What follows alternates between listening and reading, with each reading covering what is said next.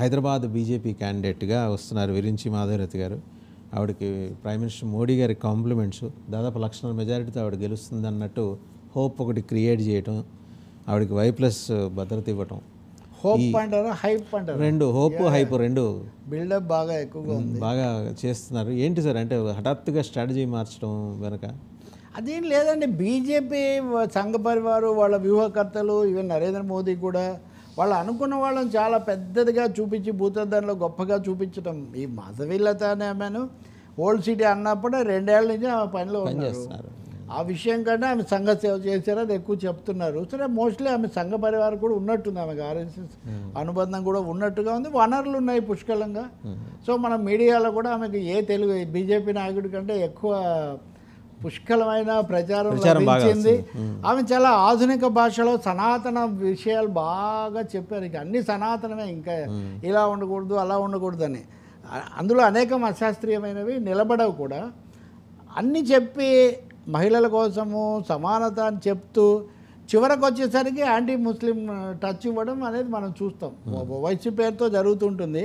కానీ ఆశ్చర్యం ఏమంటే, నోరు నోడితే రాజ్యం అన్నట్టుగా బండి సంజయ్ అడిగితే కేటగిరీ భద్రత ఇవ్వలేదు.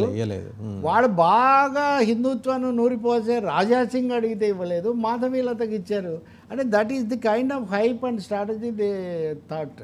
నేనేం ఓవైసీని సమర్థించాను. ముస్లిం మతోన్మాదమైనా హిందూ మతోన్మాదమైనా ఒకటే. కానీ అదే సమయంలో మాధవీలత అనే ఆమెను ఒక చాలా స్పెషల్ క్యాండిడేట్ లాగా ఏదో ప్రొజెక్ట్ చేయాలని వాళ్ళు భావిస్తున్నట్టుగా కనిపిస్తుంది. బట్ ఐ డోంట్ నో, క్షేత్రస్థాయిలో అయితే తెలుగు ప్రజలు మత రాజకీయాలను ఆదరిస్తారని నేను అనుకోను. కొంత రేషనల్గా ఉంటారు. ఆమె ఓవైసీని ఎంత ఖండించినా ఈమె కౌంటర్ పార్ట్ ఆఫ్ ఓవైసీ అవుతారు తప్ప మేము సెక్యులర్ క్రెడెన్షియల్స్ ఈమెకేమీ ఉండవు. అందుకనే బట్ మోదీ గారికి నచ్చారు. అందుకనే ఆయన ట్వీట్ చేసి మరి అభినందించి Y+ అదంతా పెట్టి ఇవన్నీ చేస్తున్నారు. 3 తలాక్ ఇవే. మరి మన దగ్గర ఉన్న అనేక లక్షణాలు, ఏది మన హిందూ అన్డివైడెడ్ ఫ్యామిలీ అనే రాజ్యాంగ దీంట్లో ఉన్నటువంటి అంశాలు ఆయనకేమీ పట్టవు. అందుకని అది మోదీ గారి వ్యవహారమే.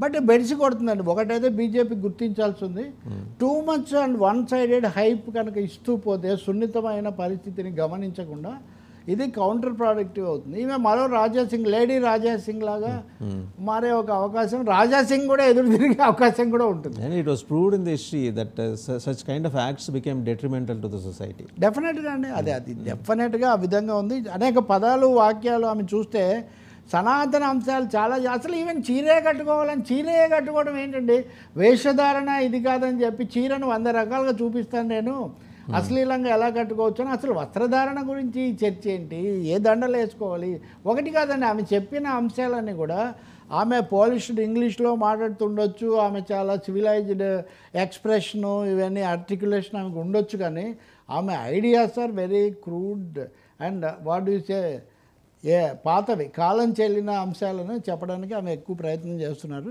మోదీ గారు సర్టిఫికేట్ ఇచ్చారు కాబట్టి ఇప్పుడు ఇంకా Y+ కూడా ఆమెకు. అంటే ఇప్పుడు మీరు నేను వెళ్ళి నిరసన తెలపడానికి లేదు, ఆమెకు Y+ ఇది ఉంటుంది. ఇది చాలా విచిత్రమైన పరిస్థితి వస్తుంది. ఇది బిగినింగే, beginning of hype that is to be. In fact మీకు తెలిసే ఉంటుంది, రాజాసింగ్ ఈమె పేరు ప్రకటించగానే ఆ మాత్రం మొగాళ్ళు లేరా బీజేపీలో అనే వ్యాఖ్య కూడా చేశాడు. అది వచ్చింది, ఆ సమస్య ఏపీలో చాలా ఎక్కువగా వచ్చింది. నా దగ్గర నిన్ననే బీజేపీ నాయకుడు ఒక ఆయన పంపించాడు, అసలు ఎవరు వీళ్ళు ఎవరు వీరు అన్నట్టుగా, ఈ అభ్యర్థులంతా ఎవరు, మాకేం సంబంధం అన్నట్టుగా. ఏపీ బీజేపీ గురించి మాట్లాడాల్సి వస్తే అది వేరే చర్చ. మ్యాక్సిమం పారాచూట్స్ అది తెలంగాణలో కూడా కొంత ఉంది. అది ఈమె విషయంలో మటుకు ఒక కార్పొరేట్ అంటే పర్ఫెక్ట్ ఎగ్జాంపుల్. కార్పొరేట్ కాషాయ హైప్ అనే దానికి మాధవీలత ఇది చాలా పర్ఫెక్ట్ ఎగ్జాంపుల్ ఇన్ భాగ్యనగర్. మనం తర్వాత చూడొచ్చు, ఇంకా చాలా నడుస్తుంది కాబట్టి. బట్ ఆమె సంయమనం పాటిస్తుందని నేను ఆశిస్తున్నాను, ఎందుకంటే ఆలోచన శక్తి ఉన్న వ్యక్తి కాబట్టి. ఎంతసేపు రెండో వైపున మతపరమైన సున్నితత్వాన్ని కూడా ఆమె గమనించాలి అనేది అయితే దృష్టిలో పెట్టుకుంటాం. Right sir, thank you sir, thank you. So frankly with Talukupalli షోలో చాలా అంశాలు చర్చకు వచ్చినాయి. అంటే వైసీపీ వ్యవహారం, టీడీపీ అనుసరిస్తున్న వైఖరి, అలాగే జనసేన డోల్ డ్రమ్స్లో పట్టడం, అంటే ప్రత్యేకించి పోతిన మహేష్ జనసేనలో అంతర్గతంగా ఆందోళన ఏ స్థాయిలో ఉండబోతోంది, రాజధాని విషయం, వివేకానంద రెడ్డి గారి హత్య, అన్ని అంశాల మీద తెలకపల్లి రవి గారు సమగ్రంగా విశ్లేషణ ఇచ్చారు. ధన్యవాదాలు సార్.